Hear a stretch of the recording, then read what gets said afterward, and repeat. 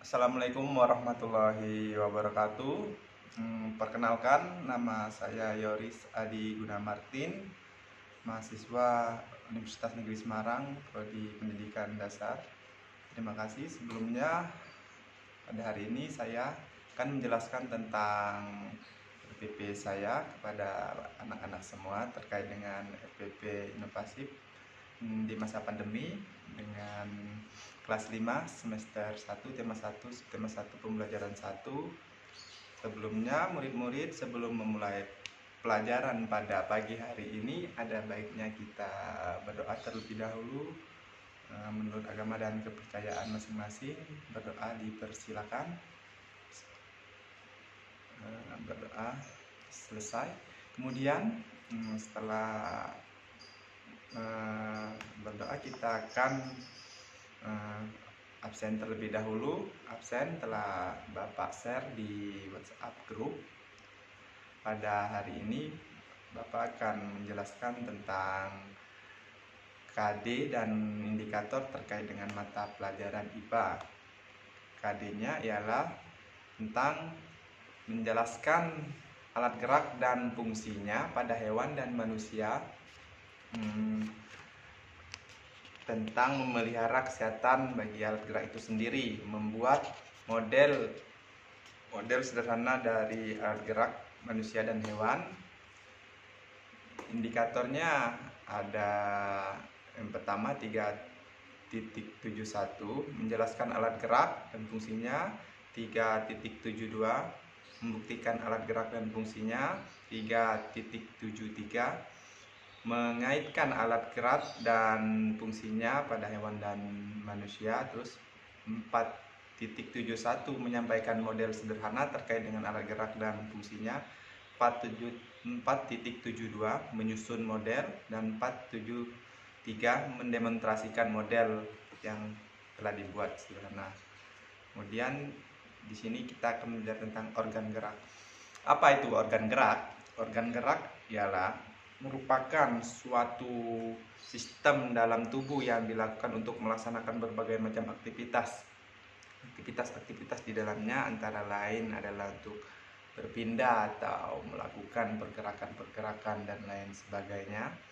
Pada dasarnya alat gerak hewan dan manusia hampir sama, kan, tetapi membedakannya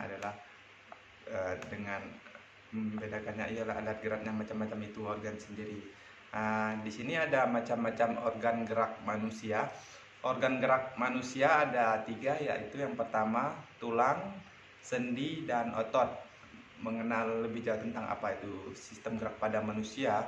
Sistem gerak pada manusia atau yang dalam bahasa medis biasa kita sebut ialah muskuloskeletal, terdiri dari tadi yang Bapak sebutkan, ada berbagai macam, ada tulang, sendi, dan otot. Tulang sendiri adalah sebagai bagian dari sistem gerak pada manusia itu sendiri. Salah satu organ utama dalam sistem gerak pada manusia adalah tulang yang tersusun sebagai sistem rangka. Tubuh manusia semuanya dilindungi oleh tulang tersebut. Selain berperan sebagai pergerakan, tulang juga berfungsi untuk hal lain di tubuh, yaitu 1. Sebagai pondasi tubuh, sebagai melindungi organ-organ vital di dalam tubuh, menyimpan kalsium, memproduksi sel darah. Selain hal tersebut, tulang akan memperbarui dirinya setiap 10 tahun sekali, sebagaimana yang telah disebutkan. Kemudian otot di sini ada dari 3 jenis otot pada tubuh kita.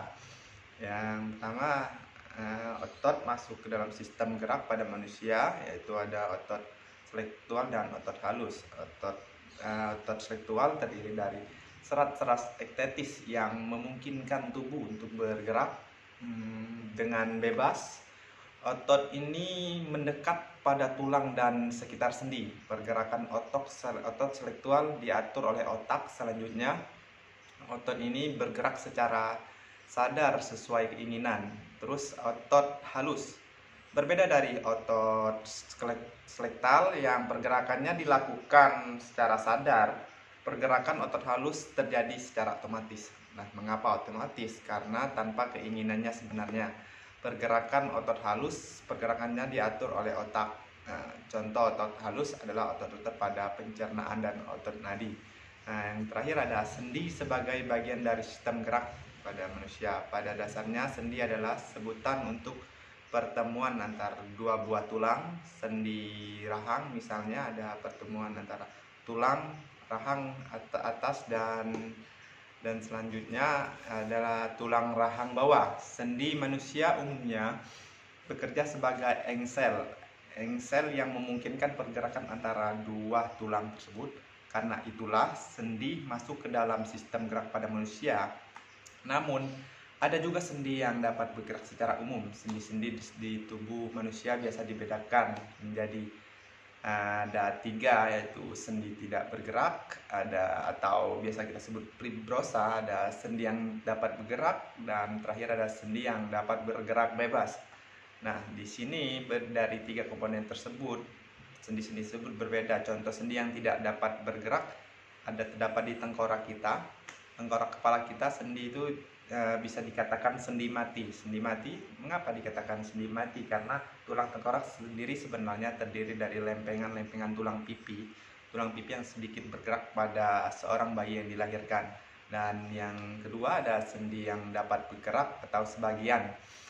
Contoh sendi yang dapat bergerak sebagian adalah sendi di tulang belakang. Tulang belakang atau persendian di belakang dihubungkan oleh tulang rawan dan dapat bergerak mengikuti tulang di atas maupun di bawahnya. Yang terakhir adalah sendi yang dapat bergerak bebas. Sendi yang dapat bergerak bebas adalah contohnya adalah sendi yang dapat bergerak bebas ada sendi pinggul, bahu, dan sikut, lutut dan pergelangan kaki. Jadi dari berbagai macam sendi itu dapat dibedakan sesuai dengan karakteristiknya masing-masing. Komponen lain yang termasuk dalam sistem gerak pada manusia adalah ada 3. Yang pertama adalah ada tendon, ligamen, dan tulang rawan. Terus ada saraf dan juga bursai. Nah, jadi ada komponen lainnya juga selain dari yang sendi tadi. Kemudian Bapak akan menjelaskan tentang sistem pergerakan pada hewan dan serta fungsinya. Di sini ada berbagai macam sistem fungsi hewan. Ada organ gerak pada ikan, katak, burung, ular, dan kadal, kambing, dan lain sebagainya. Sesuai pada gambar bahwasanya setiap organ gerak pada hewan itu berbeda-beda. Yang membedakannya apa? Yang pertama adalah ikan. Mengapa ikan menggunakan alat gerak apa? Organ pada ikan menggunakan sirip dan ekor. Fungsinya untuk membantu ikan bergerak, maju mundur, berbelok ke samping dan ke kanan. Kemudian organ gerak pada katak ada 2 organ gerak, yaitu kaki dan tangan. Fungsinya untuk berpindah tempat. Masing-masing kaki dan tangan dilengkapi diantaranya jarinya guna untuk membantu saat berenang di air. Organ gerak pada burung ialah memiliki organ gerak sayap. Jumlahnya ada 2, fungsinya yaitu membantu burung terbang dan berpindah tempat dari suatu tempat ke tempat yang lainnya. Kemudian organ gerak ular ada otot perut yang tentunya digunakan ular itu biasanya untuk berpindah dari tempat lain ke lainnya dengan cara melatah. Nah, ini yang dikatakan ular itu hewan melata karena ular menggunakan alat geraknya ialah perut, berbeda dengan hewan-hewan yang lainnya. Akan tetapi ular sedikit ada kemiripan dengan cacing menggunakan alat gerak otot perut.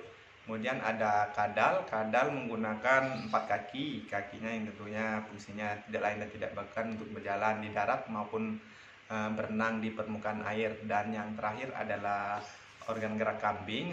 Organ gerak kambing sama seperti kadal, akan tetapi kambing fungsinya untuk berbeda dengan tentunya jenis makan.